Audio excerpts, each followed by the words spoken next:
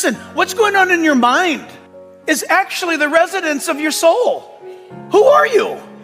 Unless you're born again, your mind is ruling your life. Think of it. Before we were born anew, our minds ruled our lives. And listen, our minds did whatever the flesh screamed. Hey, I want this. And the mind went, all right already. Let's see how we can get that. But when you're born again, the flesh goes, I want this. And the mind goes, oh, okay. And the spirit says, wait a minute. Those of you who are not Christians, I'm going to let you in on something. We're not nuts. I know you think we are. I get it. But inside of us, there's a lot of battling going on. And the Bible tells us that battle's a really good thing. You don't have a battle.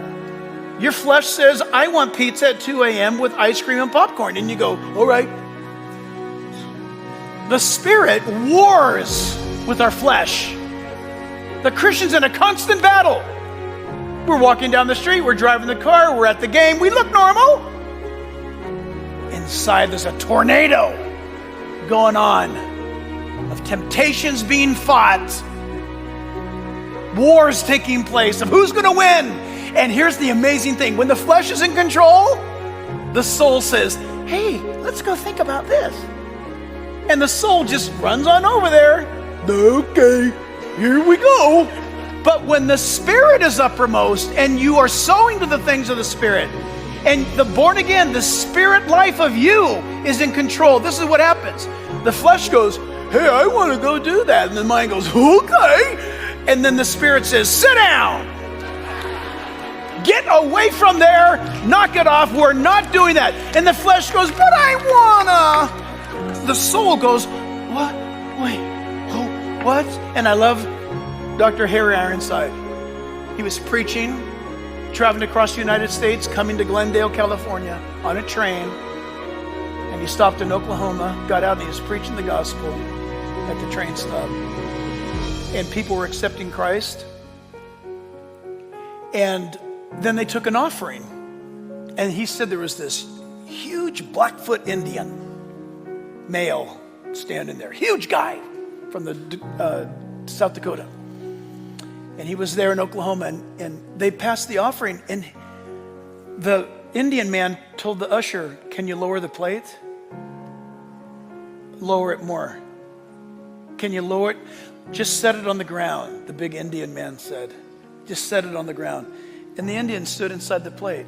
He looked up to heaven, and he stepped out, and Ironside saw that. Harry Ironside saw that. And at the end of his preaching, at the end of the service, he went and he said, young man, what was that you just did? And he said, well, I have no money, but I just felt compelled to put myself fully into the trust of God. And Ironside was so moved by that. And he said, can I ask you a question? It's beautiful that you are so certain of your relationship with God. Can I ask you, how, young man, do you know that you have a walk with God? And he said, it's easy. It's very easy. He said, I have 2 dogs inside of me that fight. One's a white dog and one's a black dog. And they fight, they never stop fighting. Ironside had not heard that analogy before about the internal warring of a believer. And he said, well, I'm curious. Which one wins? And he says, that's easy too. The one I feed the most.